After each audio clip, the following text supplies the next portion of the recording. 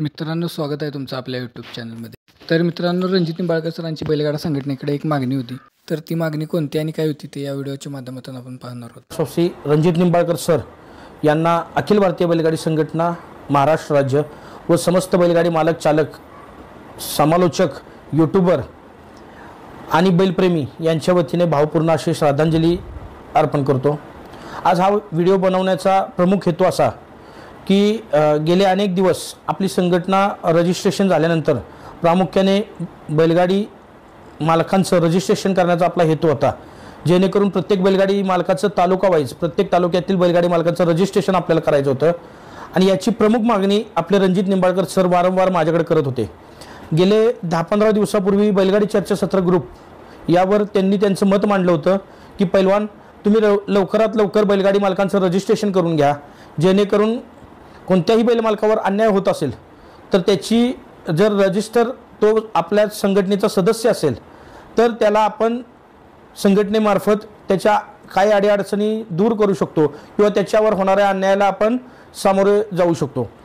पण आपण असं ठरवलं होतं की पाऊसकाळ हा 1 जुलैपासून सुरू होतो आणि 1 जुलैपासून जुलै महिन्यात पाऊस जास्त असल्यामुळे अतिवृष्टीमुळे मैदानांची संख्या कमी होते किंवा बिनजोडची कमी मैदानं भरतात आणि त्या महिन्याभरात आपल्याला अवधी सापडेल आणि त्या अवधीत आपण आपलं बैलगाडी मालकांचं चालकांचं यूट्यूबर समालोचक ड्रायव्हर या सर्वांचं रजिस्ट्रेशन करून घेऊ।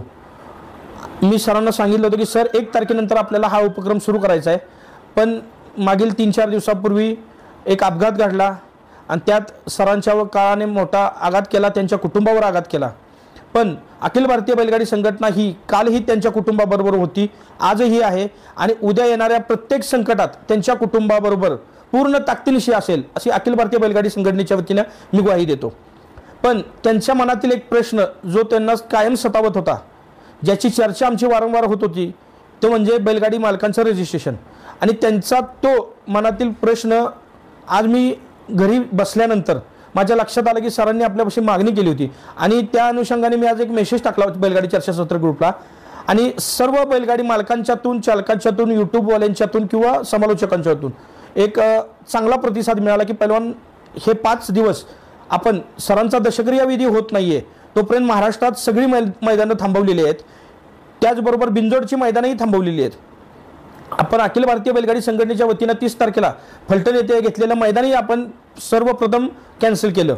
पण जर आपण हे रजिस्ट्रेशन करून जर सर्व बैल मालकांना आपल्या संघटनेचे सभासद करून घेतले तर माझं म्हणणं असं आहे की खऱ्या अर्थाने सरांची जो हेतू होता या क्षेत्राला एक चांगला न्याय देण्याचा, त्या हेतूला आपण पूर्ण करून त्यांना खऱ्या अर्थानं श्रद्धांजली आपल्या सर्वांच्या माध्यमातून दिली जाईल। त्यासाठी मी आज सर्व बैलगाडी मालकांना सांगितल्यानंतर प्रत्येक तालुक्यातून किंवा बैलगाडी मालकांचे मला फोन यायला लागले। आपण अशा प्रकारे आपण पाहत आहात की अशा प्रकारे आपण प्रथमतः संबंधित बैल मालकाचा मोबाईल नंबर, त्याचं संपूर्ण नाव, त्याचं गाव, त्यानं दिलेली अनामत रक्कम, म्हणजे आता आपण सर्वसाधारण बैलगाडी मालकाच्या रजिस्ट्रेशनसाठी कमीत कमी 1000 रुपयाची रक्कम आपण जमा करतोय आणि त्याची सही, हा असा अखिल भारतीय बैलगाडी संघटना वाई तालुका रजिस्ट्रेशन अशा प्रकारे आपण फॉर्मॅट तयार करून प्रत्येक तालुका अध्यक्षांनी ज्या त्या तालुक्यात 2 ते 3 पदाधिकाऱ्यांची नेमणूक करावी, जेणेकरून उपाध्यक्ष असतील, सचिव असतील किंवा कार्याध्यक्ष असतील आणि खजिनदार असतील, ह्या 2-3 दिवसात जेवढं जास्तीत जास्त रजिस्ट्रेशन आपल्याकडे होईल ते सरांच्या दशक्रियाच्या विधीच्या दुसऱ्या दिवशी आपण माझ्याकडे इकडं द्यायचं आहे।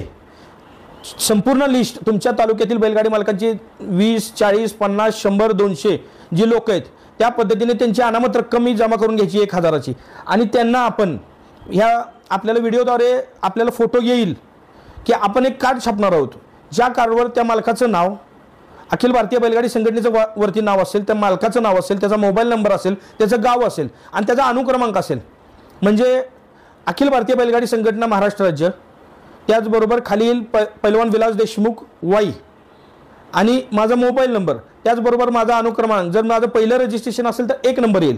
अशा प्रकारे 1, 2, 3, 4, 5, 6, 7, 8 असे 100, 200, 300, 1000 1100 1200 1500 जेवढे रजिस्ट्रेशन होतील त्याच्या आपल्याला अनुक्रमांक येईल आणि ज्या ठिकाणी ज्या मैदानात तुमच्यावर अन्याय होईल त्या ठिकाणी तुम्ही ज्यावेळेस संघटनेकडे धाव घ्याल किंवा संघटनेकडे मदतीची मागणी कराल त्यावेळेस संघटनेकडून हेही पाहिलं जाईल की हा आपल्या संघटनेचा सदस्य असेल तरच आपण त्याला मदत करणार आहोत. कारण की का आपण आजपर्यंत गेली 1.5 वर्षात सर्वसामान्य बैलगाडी मालकांना चालकांना सगळ्यांना मदत करत होतो. पण काही विरुद्ध भाव किंवा काही विरुद्ध विचार या संघटनेविषयी या संघटनेतील पदाधिकाऱ्यांच्या विषयी लोकांच्या मनात आहेत. तर अशा लोकांना आपण कोणत्याही प्रकारचं प्रत्युत्तर न देता जे या संघटनेचे सदस्य आहेत त्यांच्यासाठी आपण शेवटपर्यंत काम करणार आहोत. या अनुषंगाने आपण हे रजिस्ट्रेशन करणार आहोत. आपण येत्या 2-3 दिवसात आपापल्या तालुक्यात तालुका अध्यक्षांनी आपापल्या तालुका कमिटीला एकत्रित बोलवून कशा प्रकारे रजिस्ट्रेशन करायचं कोणाकडे करायचं याबाबतचं सगळं फॉर्मॅट किंवा याबाबतची माहिती आपल्या तालुक्याच्या ग्रुपवर टाका. की उदाहरणार्थ उदयदादा पाटील हे कराड तालुक्याचे अध्यक्ष आहेत आणि आपण कराड तालुक्याचे 2 भाग केलेले आहेत. तालुका हा मोठा असल्याने कराड उत्तर आणि कराड दक्षिण. मग कराड उत्तरमध्ये 2-3 लोकांची नेमणूक करावी लागणार आहे आणि कराड दक्षिणमध्ये 2-3 लोकांची नेमणूक करावी लागणार आहे. किंवा आता ऋतुराज बाबरचा मला फोन आला होता आणि त्याचं एक चांगलं मत होतं की पैलवान 3-4 लोकांच्याकडे रजिस्ट्रेशन न करता आम्ही एक दिवसाचा कार्यक्रम आयोजित करतोय की सगळ्या बैलगाडी मालकांचा तिथं तालुक्यातील बैलगाडी मालकांचा मेळावा आयोजित करतोय.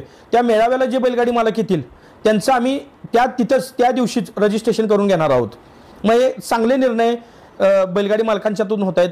त्यातून सर्वजण एकत्रित आले तर सर्व पदाधिकारी लोकांना कळतील आणि प्रत्येक बैलगाडी मालकाचा संवाद ज्या तालुका संघटना आहे त्यांना साधता येईल. या अनुषंगाने आपण तालुका प्रमुखांनी ती भूमिका बजवायची आहे. आणि जे रजिस्ट्रेशन आपलं होईल ते 8 तारखेला सरांचा दशक्रिय विधी झाल्यानंतर 8 तारखेला तुम्ही सगळ्यांनी माझ्याकडे जमा करायची आहे.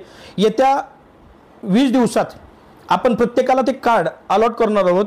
20 दिवसानंतर एखादा कार्यक्रम घेऊन आपण प्रत्येक सदस्यांना त्यांचे कार्ड किंवा प्रत्येक तालुका अध्यक्षांना बोलवून त्यांच्या तालुक्याच्या कमिटीचे जी लिस्ट आमच्याकडे सादर केली होती त्याचे कार्ड देणार आहोत. आणि आपण आता रजिस्ट्रेशनला 1000 रुपयाची अनामत रक्कम घेतोय. साधारणतः 200 ते 300 रुपये आपल्याला काढला जातील. त्याचबरोबर आपल्याला प्रत्येक तालुक्याला अखिल भारतीय बैलगाडी संघटनेचं लेटर पॅड द्यायचे जेणेकरून तालुक्यात कोणत्याही मैदानात अन्याय झाला तर त्या लेटर पॅडवर तुम्ही प्रांत तहसीलदार पोलीस प्रशासन यांच्याकडे तक्रार अर्ज दाखल करू शकता. त्याचबरोबर त्यांना स्टॅम्प द्यायचे आहेत. आणि जी रक्कम आपल्याकडे शिल्लक राहील ती रक्कम जर आपल्या बैलगाडी शर्यती दरम्यान कोणत्या बैलगाडी मालकाला चालकाला किंवा ड्रायव्हरला किंवा युट्यूबरला कोणाला अपघात झाला किंवा त्याच्यावर एखादा अतिप्रसंग ओढवला तर कुठंतरी एक कुटुंब या नात्यानं ही संघटना चालवत असताना त्याला फुल नाही फुलाच्या पाकळीची मदतीची थोडीशी आपण प्रक्रिया त्यामार्फत राबवणार आहोत. त्याचबरोबर एखाद्या सर्वसामान्य बैलगाडी मालकाचा जर बैल दगावला तर एखादा सर्वसामान्य बैलगाडी मालक ज्यानं गेले 10 वर्षाच्या बंदीच्या काळात बैलांची संगोपनाने संवर्धन केलं आणि तो आज त्याच्या तुटपुंज्या आर्थिक परिस्थितीतून सुद्धा या बैलगाडी क्षेत्राला जिवंत ठेवण्यासाठी आणि आपली संस्कृती टिकवण्यासाठी हा नाद जोपासत आहे. आणि एखादा प्रसंग त्याच्यावर ओढवला किंवा एखाद्या मैदानात अपघात होऊन त्याच्या बैलाला इजा झाली त्याचा बैल दगावला तर अशा वेळेस काहीतरी संघटनेमार्फत त्याला हातभार लावावा अशी आमची मनोमन इच्छा आहे. आणि हा हातभार आपल्या सर्वांच्या मार्फत आपण जमा केलेल्या रकमेतून आपण त्यांना देणार आहोत. पण ही जी अनामत रक्कम तुम्ही जमा करताय प्रत्येक तालुका वाईज आता समजा कराड तालुक्यातून जर 500 बैलगाडी मालकांची नोंद झाली तर त्यांची जी रक्कम माझ्याकडे जमा केलेली आहे ती तालुका संघटनेकडे आहे. त्याच्याच पद्धतीनं आपल्या सातारा जिल्ह्यातील 11 तालुके, पुण्यातील एक 5-6 तालुके, सांगली जिल्ह्यातील 5-6 तालुके, सोलापूर जिल्ह्यातील 3-4 तालुके, परत जर मुंबईचे आपले बैल मालक इथे रजिस्ट्रेशन करू इच्छितात कारण की त्यांची बैल इथं असतात एक 5-6 महिन्याच्या कालावधीसाठी इथे असतात तेही आपल्या संघटनेचा भाग म्हणून तेही इथे रजिस्ट्रेशन करू शकतात. मग ह्या सगळ्यांचा लेखाजोखा आपण ज्या पद्धतीने फलटण येथे वार्षिक सर्वसाधारण सभा आयोजित केली होती. प्रत्येक वर्षी आपल्या 18 मेला वर्धापन दिन असतो पण आता एक आपल्याला काही म्हणजे 18 मेला आपल्या संघटनेचे अध्यक्ष इथं नसल्यामुळे आपण ती सभा पुढे ढकलली होती. तर 18 मेला प्रत्येक वर्षी आपण सर्वसाधारण वार्षिक सभा अनेक वर्षात आपण जे काही सर्वसामान्य बैलगाडी मालकांचे पैसे आपण खर्च केलेले आहेत त्याचा सगळा आढावा आपण तिथं लाईव्ह टेलिकास्टद्वारे देणार आहोत. मग ही आपल्या रजिस्ट्रेशनची प्रक्रिया होती. मी चर्चासत्र ग्रुपवर 1024 लोक आहेत त्यांच्यापर्यंत आपण ही पोचवली. त्याचबरोबर मी काही 10-20 ग्रुप असतील त्याच्यावर ही माहिती कळवली. पण सर्वसामान्य बैल मालकांपर्यंत ही गोष्ट पोचवावी आणि प्रत्येक घटकाला ह्या गोष्टीची माहिती व्हावी या अनुषंगाने हा व्हिडिओ बनवलेला आहे. पुनश्च मी ह्या रजिस्ट्रेशनबाबत आग्रही भूमिका घेणारे रणजित निंबाळकर सर यांना आपल्या सर्वांच्या वतीने श्रद्धांजली वाहतो आणि थांबतो. जय हिंद.